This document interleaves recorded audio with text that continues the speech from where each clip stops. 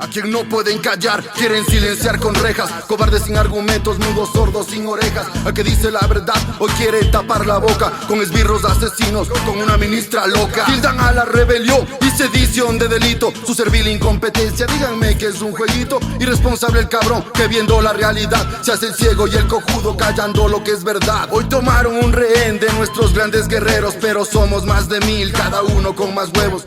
Hola con todos y todas, soy Juan Carlos Pulido, militante de La Colmena. Nos encontramos en nuestro segmento Al Sur del Panal, un espacio de entrevistas a referentes de la izquierda nacional e internacional. En esta ocasión nos acompaña Cristian González, un militante de la ya histórica Bulla Zurda quiteña. Es un ejemplo de coherencia, pero sobre todo de expresión contra la dictadura neoliberal que vivimos con el gobierno de Lenín Moreno. Hasta hace poco, Cristian González fue un preso político, estuvo más de 2 meses preso, acusado por la Fiscalía General de la Nación por el delito de rebelión en el marco de las protestas ocurridas en octubre del 2019, conjuntamente con la prefecta de Pichincha, Paola Pavón, y Virgilio Hernández del Movimiento Revolución Ciudadana. Todo en el marco de la estructura del lawfare que busca callar y silenciar las voces de quienes pensamos diferente. En ese sentido, te damos la bienvenida, Cristian, a La Colmena. Muchísimas gracias por haber aceptado la entrevista. Muchísimas gracias, hermanos queridos de La Colmena. Primero mi congratulación enorme y mi deseo de que este 2020 sea repleto de lucha, que sea repleto de la posibilidad de construir alternativas para con el pueblo. Quiero también aprovechar esta entrevista para extenderles un agradecimiento enorme, hermanos de La Colmena, a toda la militancia de La Colmena, a toda la militancia de la comunicación popular libre y alternativa que nos hizo el aguante, que rompió el cerco mediático, que pues en una acción solidaria estuvo siempre presente. Mi abrazo fraterno y aquí pues a las órdenes y gustoso de estar con los compañeros y compañeras de La Colmena. Chéverísimo, Cristian. Vamos a la entrevista, la primera pregunta. Tu detención, Cristian, se da en un momento que quedará marcado en la historia del Ecuador, porque es un momento en el que se da un levantamiento popular,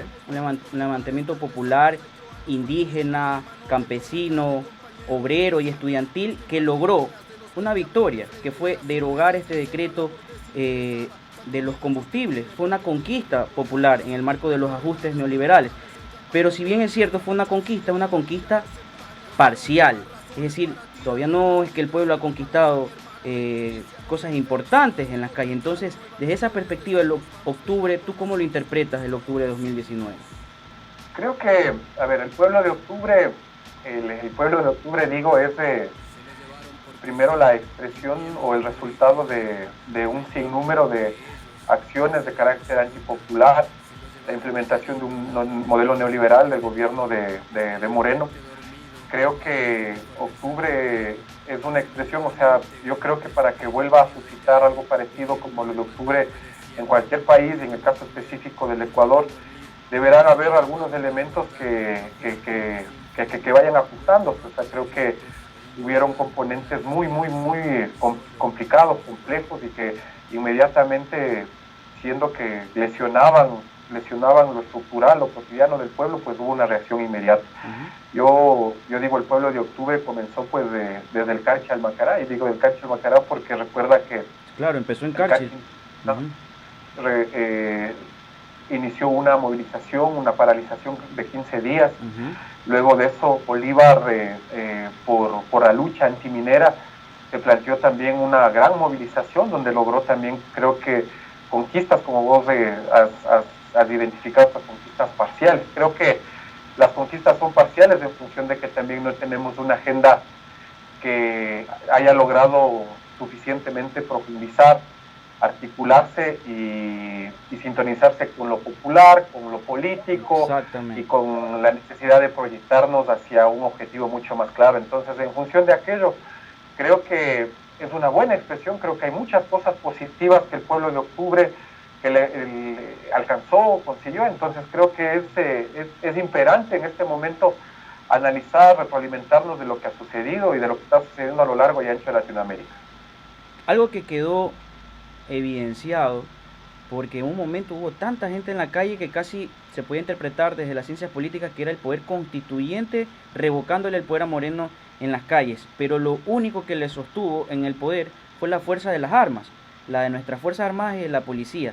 O sea, es tan débil el gobierno de Moreno que lo sostiene a través de la represión y no de la democracia. ¿Qué dices tú?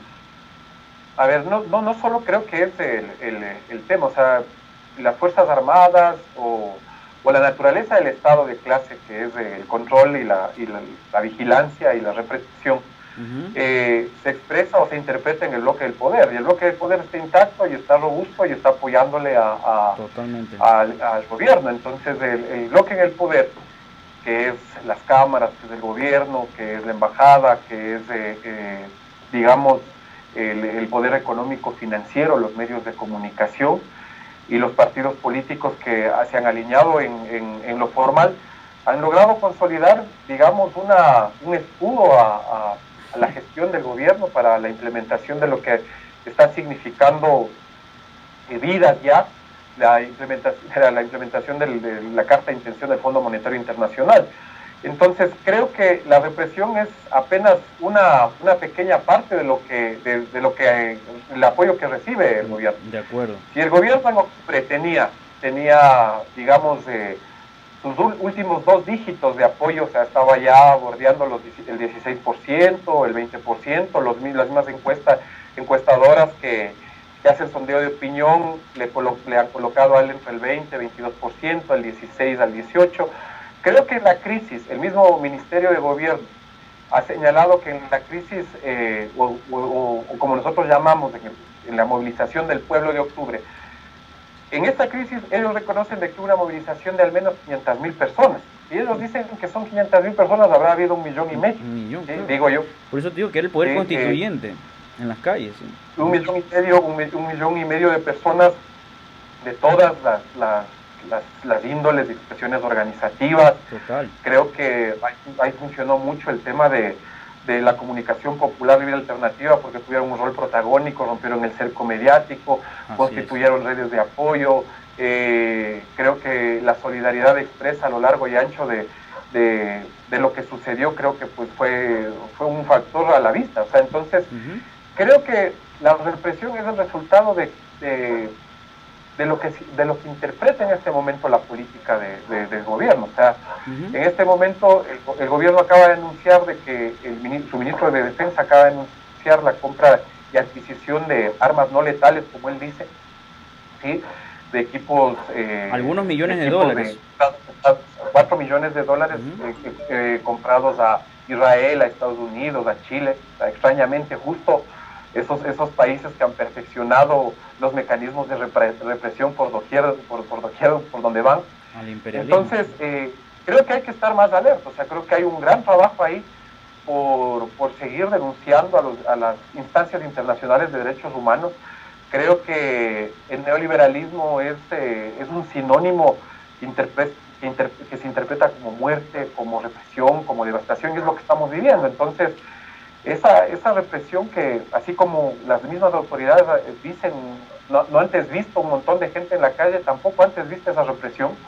También tampoco antes viste esa represión, la hazaña con la que se actuaba cuando pues el gobierno decide emitir su decreto, su declaratoria, digamos, a una suerte de una declaratoria del estado de excepción. Contra el pueblo, el estado de excepción. Creo que las Fuerzas Armadas, sus integrantes, las fuerzas represivas, creo que actuaron con mucha y sobredimensionada fuerza. O sea, creo que hubieron más de un abuso. ¿Ya? Entonces, creo que si tú prestas atención al informe de la Asamblea Nacional, ahí se dice claramente de que hay exceso, en lo de la Comisión también, en lo de las Naciones Unidas también. La Defensoría del Pueblo tuvo un papel extremadamente técnico desde la perspectiva de derechos humanos y ha recabado cada una de las violaciones perpetradas, desde las muertes a las personas que han perdido visión, que han quedado lesionadas, las detenciones arbitrarias. Yo creo que a mí me ha dejado sorprendido, porque si bien es cierto el Defensor del Pueblo fue puesto por Julio César Trujillo, ha sido una persona que ha estado a la altura de tremendo encargo constitucional que es la Defensoría del Pueblo, y sus informes servirán como documentos para la Justicia Internacional de Derechos Humanos, y se suma a cada uno de los documentos e informes que tú has hecho mención de Naciones Unidas y tanto de la Comisión Interamericana de Derechos Humanos. Y es increíble que pese a que existen todas esas alertas del Sistema Interamericano de Derechos Humanos, el gobierno anuncie en su primer mes, su primer acto, en el marco de lo que pasó, es que ha comprado $4 millones en armamento, porque saben lo que se les viene, pero increíblemente están incumpliendo las observaciones que les ha hecho tanto la Defensoría del Pueblo y los organismos internacionales de derechos humanos. O sea, la cosa pinta realmente grave. Sí, la cosa pinta grave en función de que también los anuncios de carácter político-económico hacen que sea más grotesco y más difícil el escenario. O sea, cuando anuncias de que se van a revisar nuevamente los subsidios, que vas a focalizar, cuando en este enero también siguen existiendo una serie de despidos, cuando hay política pública que ya no funciona, y que no le garantiza el derecho a la gente, creo que se aboca a un escenario muy complicado el 2020 en el Ecuador. Cristian, las protestas que se dan en octubre del 2019 no solamente ocurrían en el Ecuador, estaban pasando en Haití, estaban pasando en Colombia, los chalecos amarillos en Francia, y quizás uno de los mejores ejemplos de lo que está pasando en Chile, que todavía está movilizado en las calles, y es el pueblo que está movilizado diciendo que el capitalismo no funciona, que el neoliberalismo es una faceta del capitalismo que realmente está empobreciendo tanto a la gente, llevándonos a una situación de tanta indignidad que la gente sencillamente ya no aguanta más y se volca a las calles a exigir por sus derechos. Algo que los medios de comunicación en el Ecuador y el gobierno nacional lo tratan de distorsionar, en el capítulo ecuatoriano de esas protestas que son mundiales, de que aquí han habido afanes desestabilizadores, que detrás está Cuba y Venezuela, dos países bloqueados por los Estados Unidos económicamente, cómo podrían financiar algo así en el Ecuador. Pero lo que realmente ocurre es de que hay una suerte de despertar de conciencia de que existe una lucha de clases, de una guerra que los ricos a través de esta ideología que es el neoliberalismo le han plantado a los pobres, y que los pobres sencillamente ya no les queda nada más que salir a las calles a decir ya basta. Entonces, sabiendo tu formación ideológica, política marxista, ¿qué interpretación desde la lucha de clases le das a este fenómeno global y en el caso ecuatoriano que está ocurriendo? Primero que en términos de la disputa que vos has planteado, creo que se expresa claramente que hay un agotamiento. Primero hay un agotamiento de lo que ellos también plantean. O sea, el capitalismo con su brutalidad, el capitalismo con su sistema ha venido pues desgastando no solamente los mecanismos organizativos, no solamente penetrando en las estructuras, sino que también ha lesionado ya estructuras que antes no nos permitíamos incluso reconocer. O sea, yo veo con mucha claridad que la gente incluso superó el referente de la vanguardia o quien le dé diciendo cosas. O sea, creo que eso fue una cosa que a nosotros nos parece que es muy importante reconocerla, que ese pueblo de octubre que se convierte en un referente colectivo, que se anima también a proponer una agenda que, no siendo totalmente clara,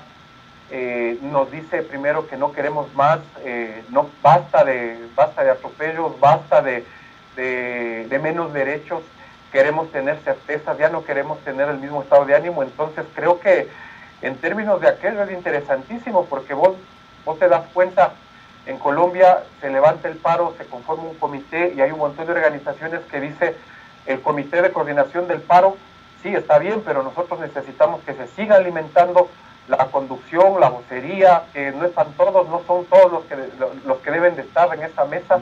En Chile ha sido superado absolutamente todos los partidos de izquierda, los movimientos sociales, y digo en buen sentido, no digo, claro, digo que no están participando. Lo que digo es que pues esto ha sido pues producto de los propios errores, primero de los propios errores a la interna nuestra, y producto de la brutalidad con la que actúa el sistema capitalista.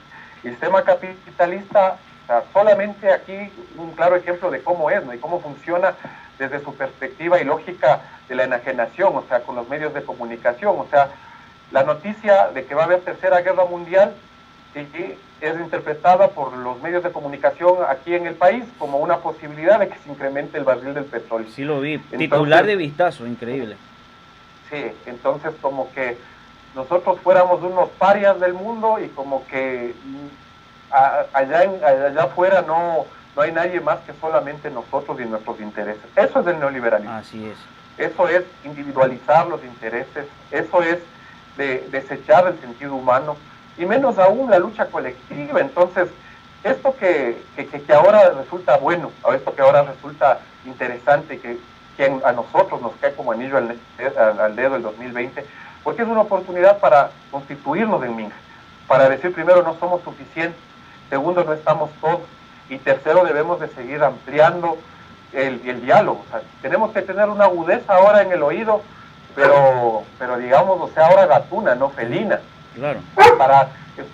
Para escucharnos todos, para escucharnos todas, para poder tener la suficiente capacidad de en el otro también encontrar coincidencias. O sea, yo creo que hoy más que nunca estoy totalmente convencido de que hay una gran posibilidad, después de lo que ha sucedido en Argentina, de lo que ha sucedido en España, de que entendamos eso. Sí, de que entendamos eso, de que... A eso iba ahorita. Otra cosa es que en octubre vuelven a surgir los movimientos sociales, vuelven a ser protagónicos, así como lo fueron en los 90. Uno de ellos fue la CONAIE, que han comprendido que la lucha para enfrentar los recortes y las medidas de ajuste del neoliberalismo se debe dar en las calles. En ese sentido, ¿qué interpretación tú tienes de ese resurgir? Y vaya, que no solamente es la CONAIE, hablábamos al inicio que el levantamiento popular de octubre estuvo marcado por estudiantes, campesinos, y movimiento indígena, afroecuatorianos, muchísima gente. Fue el pueblo ecuatoriano que estuvo en las calles, pero en algunos casos organizado porque los movimientos sociales hicieron esta interpretación y de forma correcta salieron a las calles. Digamos, el campo popular, el campo popular tiene una composición ahora extremadamente diversa, y creo paso de ese elemento primero. Y esa diversidad nos da, digamos, una heterogeneidad para poder explicarnos, o sea, qué pasa ahí en ese volumen. Creo que el escenario de la movilización extiende el diálogo, y el diálogo tiene un resultado más efectivo cuando tienes a la diversidad movilizada, cuando el pueblo de octubre, cuando el pueblo de estos 2 últimos años, que muchas agrupaciones han venido haciendo también oposición al gobierno de Moreno, se han movilizado por el presupuesto para educación, se han movilizado por los despidos, se han movilizado por una serie de abusos, han pedido, creo yo que, o sea, recuerda que estos dos, o sea, el octubre también es el resultado de un proceso, y de un proceso no solamente digamos, un proceso de la coyuntura del 883. O sea, yo te decía en mi inicio que hay un sinnúmero de acciones, de política implementada, desde desmantelamiento de derechos, que agudizaron estas condiciones y que hizo que pase lo aquello. Entonces han habido un sinnúmero de cosas, y esta confluencia, esta gran confluencia a la que vos haces relación, creo que es una oportunidad. O sea, yo creo que es una oportunidad. Yo creo que el movimiento indígena históricamente, incluso antes de la CONAIE, creo que las organizaciones históricas indígenas siempre han sido pues un referente, han sido pues una piedra angular. Recuerda la Confederación, la Federación Ecuatoriana de Indios, sí, que todavía existe, pues donde militaba la Dolores, la Tránsito, Miguel Lechón, Tahualabicí, pues excelentes líderes y lideresas indígenas que pues colocaron en esfera mundial el tema de la lucha, desde la lucha indígena, no solamente aquí en Latinoamérica, en el Ecuador, sino en el mundo. O sea, la Tránsito, dentro de los pasajes que la Tránsito Amaguaña siempre contaba, era pues cuando con sus compañeros fue a visitar en la Unión Soviética algunas de las experiencias que ella tuvo respecto a las conquistas alcanzadas, a la educación intercultural bilingüe, a la apertura de escuelas, a la distribución de tierra en toda la zona de Pesillo, La Chimba. Hay excelentes referentes. Creo que ese también ha sido una cosa que nos ha permitido reconocer de que la costumbre, la bonita costumbre de lucha siempre ha habido, o sea, siempre ha habido, y más aún ahora cuando pues se violentan todos los derechos. Creo que ya era hora que todos nos sintonicemos, que todos logremos estar de acuerdo en la posibilidad de que no podemos seguir permitiendo que se violen todos los derechos de los ecuatorianos y ecuatorianas. Así es, Cristian, pero en ese sentido surge, escuchándote muy atentamente, la necesidad de quizás una nueva izquierda que comprenda esta combinación, que es necesario luchar en las calles, pero que también hay que tener vocación de poder, teniendo en cuenta que el 2020, por ejemplo, donde se puede tejer toda esta unidad, lo cruza lo electoral, porque en el 2021 se van a disputar las elecciones por la presidencia y por la Asamblea Nacional. Y en ese sentido hace la necesidad de que exista una izquierda donde se vea representada toda esa diversidad de luchas, de pueblos y nacionalidades, de una izquierda realmente proletaria. ¿Cómo puede ser posible que existan o hayan existido partidos de izquierda que disputen el poder desde lo electoral y que no estén conectados con el movimiento obrero? Con todas las críticas que les tengamos, pero la necesidad quizás de reconstruir un movimiento obrero que realmente represente los intereses de clase de los trabajadores en el Ecuador. Entonces, en ese sentido, ¿cuáles serían los desafíos para ti, para la izquierda ecuatoriana? Una izquierda coherente, donde hayan militantes, que militen desde la izquierda y no capitalistamente por recibir algo a cambio. ¿Cuáles serían para ti los desafíos de la nueva izquierda ecuatoriana? El principal desafío es encontrarse primero. Creo que el principal desafío es tener la voluntad no de hacer, sino una voluntad de cómo, o sea, yo digo, en condiciones de clase, ¿quién mejor que quien se interpreta como revolucionario en la vida tiene que desprenderse de cosas, tiene que aprender a seguir dando los pasos de manera siempre colectiva? Y cuando es que en la política solo, es que claro, en la política, disculpa que te interrumpa, es que en la política en la izquierda ha habido demasiados egos, y son unos egos tan fuertes con tan poco yo, porque desde incluso de su individualidad, ¿qué han hecho? Entonces comparto esa crítica. Disculpa que te haya interrumpido. Dale, Cristian. Yo digo, quien camina solo no creo que pueda decir que es de izquierda. Totalmente. Quien no está sintonizado con las causas y quien no reconoce que también en este cotidiano dialéctico también nos equivocamos, no es de izquierda. Así es. Quien no es solidario con el que está con el que está dejado, con el que está preso, con el que está, tampoco es de izquierda. Entonces, así es. Creo que más que tener un manual de quiénes debemos estar, creo que hay que construirnos. O sea, y el primer desafío es pensarnos en la izquierda y pensarnos movilizados. O sea, esto de detenerse a pensar no significa que hay que pararse, hay que seguir, hay que continuar, hay que apostar.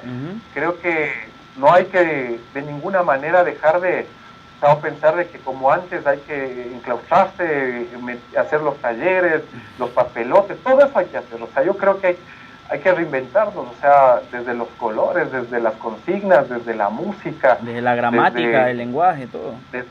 Claro, del lenguaje, todo. O sea, yo no estoy queriendo hacer ni parricidios ni sacrilegios en la militancia en la que tengo y me reconozco, sino lo que digo es que nuestros propios referentes en la izquierda, nuestros propios referentes, mismo Marx, o sea, el mismo Lenin, con la contundencia que ha tenido y la vigencia que tienen hasta ahora, nos dicen y nos hacen entender e interpretar de que la dialéctica no es una cosa que se utiliza a beneficio propio de la militancia, sino que es una cosa que debe de mejorar las condiciones, las condiciones discursivas, las condiciones de pelea, las condiciones organizativas y organizativas. Entonces creo que ahí está el desafío.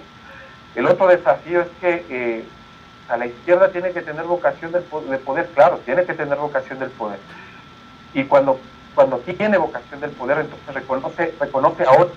Si reconoce a otros que probablemente pasan no solamente a ser, digamos, unos militantes de la izquierda revolucionaria tradicional, sino también a tener actitudes, elementos que se incorporan en este espectro de lo que tradicionalmente llama la socialdemocracia, el progresismo. Y este progresismo, que es una de las cosas que nosotros también vemos, que se convierte en alternativas, siempre y cuando la agenda tenga más claridad que solamente los intereses. y que los intereses que defendamos sea la agenda del pueblo. Así ¿Y la es. agenda del pueblo cuál es? El empleo, la educación, la vivienda, pero dicho cómo, dicho desde la posibilidad real de regresarle la economía al pueblo. Se le regresa la economía al pueblo, entonces estamos diciendo sí, estamos caminando y estamos haciendo el tránsito a un gobierno que tenga condiciones favorables para el pueblo. Totalmente de acuerdo. Solo haciendo una puntualización, cuando hacía la reflexión del yo, cuando te hice la interrupción, era criticando esos egoísmos que hay quizás dentro de algunos militantes de la vieja izquierda, y les hace falta a nosotros, que es al final la esencia de quienes creemos en el socialismo como proyecto político y como forma de vida. O sea, al final es el bien común, en la práctica y en la teoría. Cambiando de tema un poco, Cristian, quiero pasar a algo personal. Quizás sea un poco duro conversar de esto, pero me gustaría saber cómo fue tu experiencia y que quienes nos escuchan, quienes ven a La Colmena, sepan cómo fue tu experiencia en la cárcel. ¿Cómo es la cárcel en el Ecuador? Estuve 73 días detenido en el centro de detención provisional El Inca, y ahí digo, ahí hay un montón de gente que está injustamente, hay un montón de gente con la cual me solidarizo y he hecho un compromiso de activarme para, pues, con todo lo que podamos hacer y esté en nuestras manos, poder darlo para poder garantizarles mejores condiciones a la gente que está privada de libertad. El sistema de rehabilitación, como es evidente, está en crisis, como ha sido evidente en todo este tiempo. Creo que antes de que nosotros ingresemos había un número exorbitante de asesinatos al interior de los centros de privación de libertad regionales. Tuvimos el año que pasó que lamentar incluso la distribución masiva, indiscriminada de productos comunicacionales, de ver cómo a los PPLs les destrozaban en pedazos, cómo se amotinaban, cómo pasó. Cuando yo llegué el 15 de octubre, y el 13 de octubre había habido un amotinamiento en el lugar en donde yo estuve, donde hubieron heridos, donde hubieron personas que tuvieron que, pues, lamentar algunas dificultades. Producto de ese amotinamiento hubieron otras condiciones de seguridad, incluso en el tema de la comida, etc. Wow. Yo, ¿qué te digo? Ahí tuve la suerte de conocer a un montón de gente maravillosa. ¿Sí? Ahí hay un montón de gente de todas las clases sociales y de todos digamos, de todas las índoles. Y fue muy duro, es muy duro. Creo que la situación es muy complicada, hay un problema de hacinamiento. Yo estuve en una cárcel de 2x3 con 10 personas. Estuve, bueno, yo voy a contarte mejor la parte buena. Estuve de profesor de historia, estuve de profesor de estudios sociales, estuve qué bacán, apoyando en la Junta de Tratamiento, diseñando proyectos de prevención de consumo de drogas sintéticas, disminuyendo el consumo. Hay un alto consumo de drogas, hay reconociendo otra jerga, y hay digamos, como dice Maturana, ¿no? Un lenguajeo. Entonces hay un lenguajeo bien parecido al de la calle, pero ahí, digamos, perfeccionado. Es algo propio, autóctono de la cárcel. Y ahí dicen, por ejemplo, cuando todo está bien, dicen todo chato. Ajá. Cuando te han dado todo, dicen pucho y cisco. ¿Ve? Cuando, por ejemplo, ahí incluso las drogas tienen otros nombres, ¿sí? O sea, tienen el príncipe, la rata y la hierba. O sea, y creo que ese consumo hace que se vuelva un escenario más violento. Hay mucha violencia. Me imagino. Pero metimos ahí 3 iniciativas. Metimos una iniciativa por la erradicación de la violencia de género con las personas que están por apremio y que están privadas de libertad por violencia de género. Iniciativa que presentamos y que fue aprobada conjuntamente con el equipo de psicólogos y salud mental. Metimos una iniciativa logramos tabular que en las 1.517 personas que están en el CDP había 9 nacionalidades y que había la oportunidad de constituir un centro de idiomas entre nosotros mismos para aprender otros idiomas, mandarín, árabe, inglés, italiano, etcétera. Teniendo en cuenta la plurinacionalidad que hay ahí, ¿no? La riqueza cultural, porque deben haber extranjeros presos, ¿no? Claro, implementamos una radio parlante. Porque hay mucha gente que hace hip hop, hay mucha gente que hace hip hop y hace un hip hop bien lindo. Entonces ahí me topé yo con gente de la ciudad de la psicópata y un hip hopero extraordinario que se llama Lion, que me ayudó a hacer un sinnúmero de digamos, cuñas radiales para en cada uno de los parlantes que se es permitido tener en los pabellones podamos promocionar las actividades las actividades que hay ahí. Las actividades, por ejemplo, acondicionamiento, el culto y algunas otras cosas que hacíamos, el taller de árboles, de homies, etcétera. ¿Y qué más hice? O sea, hice grandes amistades, hice grandes amigos. O sea, ahí tuve la oportunidad de reconocerme más en mi condición de clase, de saberme que todos podemos estar algún momento ahí, que hay un montón de pueblo ahí que también necesita una atención importante. Ahí hicimos una gran minga, al pabellón le dejamos nuevito, le pintamos, hicimos una gestión con mis compañeros de la organización afuera, le conseguimos unas canecas de pintura, le pintamos las celdas, participamos en un par de eventos que nos pidieron que lo hagamos. O sea, digamos que ahí al interior, a pesar de que en muchos episodios tuve la mala suerte de estar inseguro y expuesto a mucha violencia, pero creo que supe sortearlo. Yo no, de lo malo que te digo, de lo malo, claro, o sea, sentir en la espalda la brutalidad de cómo te quieren aplastar es una cosa, digamos, que ahora se aprende, que aún la estoy procesando. Todos los días los medios de comunicación diciendo que soy poseedor de una enorme cantidad de dinero y que soy el asesor de la prefecta de Pichincha. Entonces entenderás que iban los presos a pedirme trabajo y plata. Entonces digamos, tuve expuesto a extorsión y ventajosamente no pasó así. O sea, ventajosamente tuve tuve la suerte, tuve bastante tranquilidad dentro de lo que cabe. O sea, mucho calabozo, y a mí porque había muchas diligencias siguen habiendo muchas diligencias en mi proceso. Entonces me sacaban al calabozo, creo que como unas 33 ocasiones. Ahí conocí a gente de las regionales de la Tacunga, de todos los pabellones. Claro. Yo en el colegio era profesor de 117 alumnos del de octavo, noveno y décimo de básica, de primero, segundo y tercero año de bachillerato, y de todos los pabellones, y conocí a una gente súper chévere con la que espero seguir teniendo relación y contacto. No puedo acudir a visitarlos porque creo que hay una prohibición legal.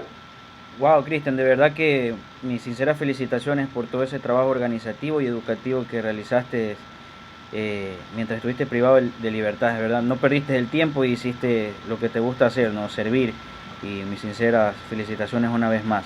Y Cristian, ¿qué te dice tu familia luego de haber pasado esta, pesadilla de haber sido privado de la libertad? A mí de verdad me llenó de bastantes emociones el video de tu mami. ¿Qué dicen tus seres queridos, tu familia, tus padres, tus amigos? ¿Que abandones la lucha o que la continúes teniendo en cuenta de que eres un objetivo del poder, de este poder fascistoide que nos gobierna? Bueno, yo primero muy agradecido con mi familia, ¿no? Yo como digamos, un militante formado tradicionalmente en la izquierda, yo no había nunca involucrado a mi mamá, a mis hermanas. Entonces ahora ellas, apenas estuve preso, se activaron, se desplegaron, se convirtieron en una primera línea de apoyo, constituyeron un comité de familiares de las víctimas del paro, donde aprovecho la oportunidad para decir, ahí están no solamente los familiares de los presos de la Paola, del Jofre Poma y del Virgilio Hernández y del Cristian González, sino también de Yajaira, de una compañera que perdió el ojo en un cacerolazo, de Marco Otto, que es uno de los chicos que cayó del puente que la policía lo hizo caer, murió con otro amigo. Entonces mis familiares se articularon en este comité, se desplegaron inmediatamente. Ellos lograron hacer en los 23 días 12 plantones en Carondelet, plantones en la Secretaría en SNAI, plantones afuera de los complejos judiciales a donde acudíamos nuestras diligencias. Mi familia aprendiendo a luchar. aprendiendo a luchar. Mi mamá toda la vida es luchadora, mi mamá es obrera, mi mamá ha lavado ropa, mi mamá ha vendido cosas en la calle, comida en la calle. Mi mamá es un ser extraordinario, una mujer de lucha. Ella, cuando ustedes le ven en el video, o sea, lo primero que transmite es mucho coraje. Y mis hijos igual, mis hijos agarrados su cartel afuera de los complejos pidiendo que se nos dé la oportunidad de defendernos en libertad, y creo que ha sido un aprendizaje para todos, la familia, para los amigos, la organización también activada, solidaria, mis amigos del barrio haciendo jornadas solidarios, mis amigos del colegio igual, mis amigos de la universidad de la misma manera. Creo que he recibido mucho cariño, muchísimo cariño, más del que me imaginé. Y eso pues me compromete más porque creo que yo he tratado de en mi vida ser muy coherente, he tratado en mi vida no hacer lo que no digo. Entonces ha sido una experiencia que ha tenido muchos episodios muy positivos. O sea, se ha ampliado mi familia, ahora tengo un familión, ya tengo ahora que he pasado por muchos lugares ahora agradeciendo a personas. Yo te digo, una de las anécdotas más bonitas de la cárcel es que un día que llegaba de una diligencia a altas horas de la noche, a las 10 de la noche llegaba a mi celda molido de estar todo el día en criminalística. Llegué y encontré en mi celda un caldo de pata con una nota que decía, con un anónimo además, ¿no? sin identificarse, de una militante del sur de Quito, diciendo que espero que la amargura pues pueda ser sopesada con este plato que sé que es su favorito. Hasta ahora, ayer ya supe quién fue, le agradecí eternamente. Igual verles a mis compañeros de toda la vida con los que he luchado, he soñado, que no han aflojado, que están ahí, que están todavía pues con la convicción entera, ¿no? Porque esto es duro. O sea, el miedo es además natural, el miedo también además es una cosa que creo que no hay que juzgarlo mal. O sea, yo creo que el miedo a todos nos da. Así es. ¿Sí? A todos nos da, y creo que hubo gente que en la primera etapa sí tuvo mucho miedo y no apareció, pero luego ya creo que todo ha sido maravilloso y extraordinaria la solidaridad. O sea, desde caricaturas, canciones, poemas, cartas, murales, y todo. Entonces yo muy agradecido con la gente, muy agradecido con los compañeros. Yo solo tengo ahora palabras de agradecimiento. Chévere. En esta etapa hasta activarme. Oye, Cristian, en todo este contexto se te vincula porque formas parte de la Revolución Ciudadana, pero yo que te conozco, que somos amigos desde hace muchos años, sé que tu trayectoria política viene más allá, desde antes que surja la Revolución Ciudadana. Y yo creo que esto es una oportunidad, esta entrevista, para que quienes sigan La Colmena, conozcan quién es Cristian González, dónde surges políticamente, cuál es tu despertar ideológico y cuáles han sido tus luchas. Bueno, yo sí soy también miembro de la dirección, soy miembro del equipo nacional de Revolución Ciudadana, pero antes de eso fui dirigente universitario en la Universidad Central del Ecuador. Antes de eso, pues en el colegio yo me gradué en el Instituto Nacional Mejía, en el colegio de grandes hombres y ahora de grandes mujeres también, porque gracias a políticas, digamos, claro, que son avanzadas, ahora ya no hay eso de que hay solamente colegios de hombres y de mujeres. Entonces estudié en el Mejía, estudié en una escuela fiscal en donde el primer día de clase tuve yo que llevar mi bloque para sentarme. La escuela se llama Ciudad de San Gabriel. Yo trabajo desde muy niño, con mi mamá desde los 7 años. Yo he trabajado en miliciales. Mi mamá también ha estado siempre por la necesidad y la vocación que ha tenido de que nunca nos falte un plato de comida. Mi mamá ha estado pues siempre buscando, trabajando, y en ese sentido también ella ha estado organizada. Entonces ella era comerciante autónoma, ¿sí? Y estaba en la calle, vendía en la calle, en Imbabura y Mideros, en el centro histórico. Y ahí es mi primer contacto organizativo, porque yo ahí le veía a mi mamá sufrir, veía a mi mamá como la carcelera se llevaba la mercadería, los elementos con los que vendíamos, y con eso nos alimentábamos. Entonces era totalmente injusto. O sea, nosotros llegamos a un barrio en donde no había nada, no había pavimento, no había agua, no había línea de transporte, pero después ahora ya es una metrópoli mi barrio, o sea, mi barrio es una cosa gigantesca, o sea, ahora. Pero cuando llegamos no había nada y todo hacíamos en minga, todo hacíamos organizado, todo siempre la loza, siempre de la vereda, siempre conseguimos de manera organizada las cosas, o sea, siempre conseguimos. La escuela en la que yo estudié la consiguieron los vecinos que se organizaron y pidieron que se haga una escuela. Increíble. La línea de transporte, la primera que hubo en mi barrio, se consiguió porque se organizaron y se consiguió eso. Igual el centro de salud, igual la misma iglesia que hay, el primer párroco que recuerdo que se llama Guido. Él llegó y con una fundación, todas las cosas que consiguiéramos era yendo todos en masa.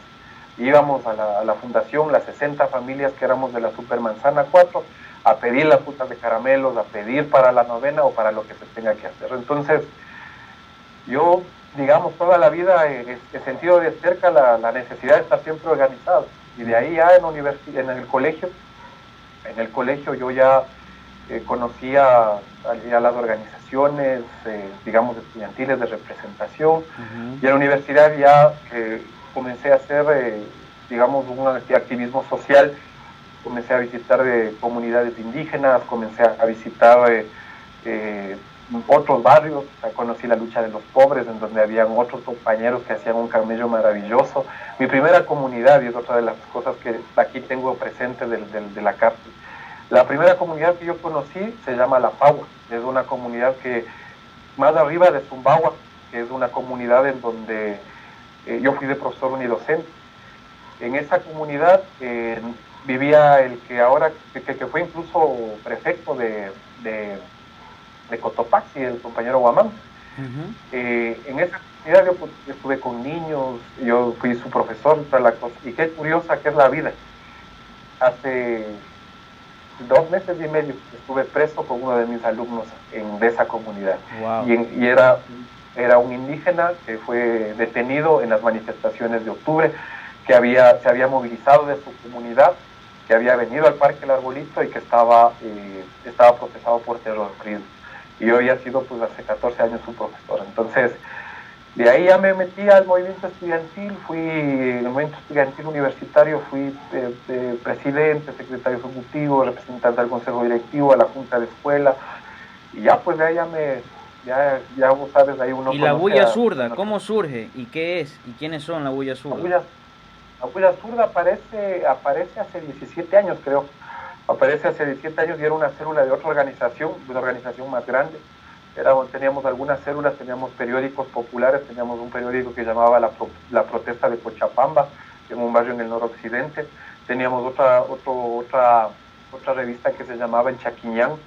Teníamos un grupo que se llamaba Somos y teníamos algunos colectivos de carácter cultural, de carácter, digamos, organizativo popular. Había un frente cultural del Fernando de Aquilema, había otra cosa que se llamaba Segunda Independencia y había un grupo de hip hop que se llamaba Bulla Zurda, ¿ya? En donde estaba el Trapo, el Arapos y el Oxiuro, 3 compañeros.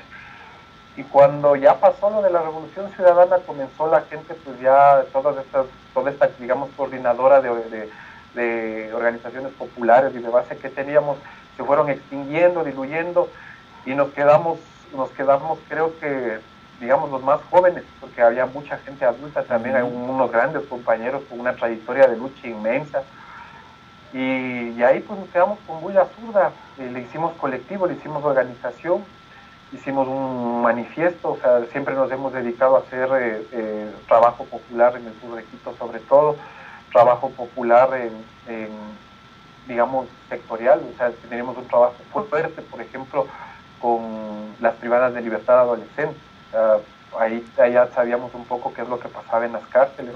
Acudíamos a las cárceles, sí, hacíamos trabajo en las cárceles alguna temporada con algunas iniciativas que teníamos. Entonces ahí apareció, se levantó y pues ha caminado, ha estado, ha tratado. Nunca hemos, digamos, probablemente una de las cosas que autocríticamente digo, la bulla nunca pudo decantar en una estructura de carácter nacional. Tenemos una relación importante, digamos, a nivel nacional, pero nunca nos concentramos en eso porque nunca hemos pensado de que en ese momento era oportuno desplegarse de esa manera. Bueno, acá en las Entonces, tierras concentramos acá en las tierras de Tumbalá, en Guayaquil, tienen unos hermanos que somos la Colmena.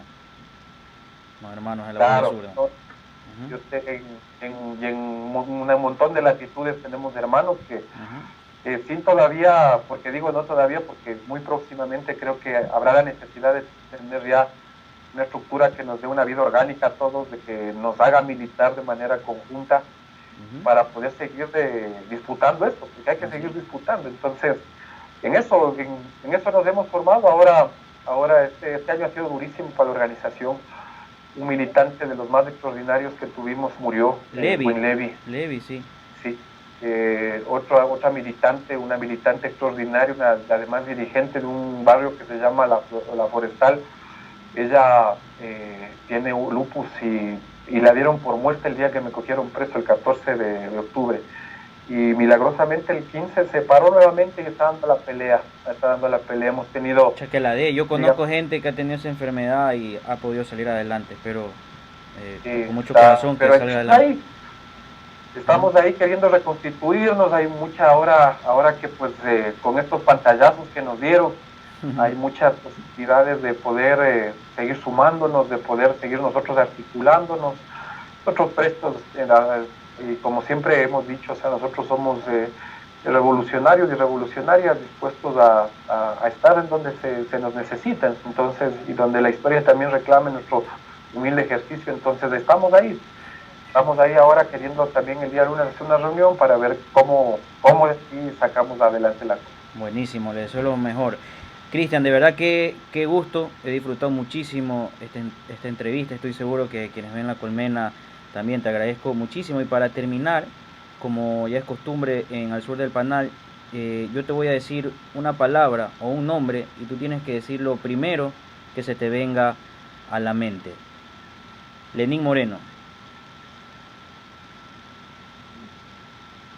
Paso,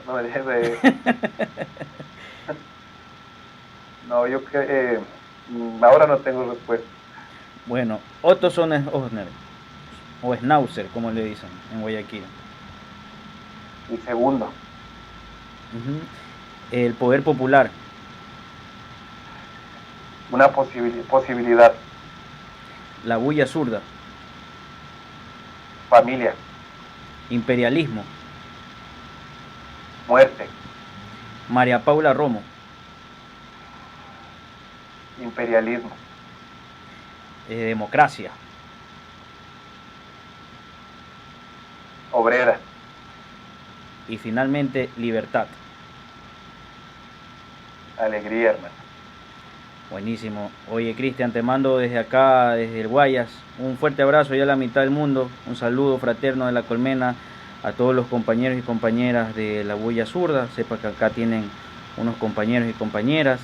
Y bien, aprovecho también para despedirme a todos quienes han visto esta entrevista. Somos La Colmena, hacemos comunicación de izquierda y desde abajo. Nos vemos hasta la próxima. Hasta la próxima. Estamos todos presentes, pero no diremos nombres, porque para estar de sapos ahí croan los falsos hombres. Hermano que dio la calle, compañero desde siempre, de los que imparten ideas, de los que te hablan de frente, de la sonrisa sincera, labor desinteresada.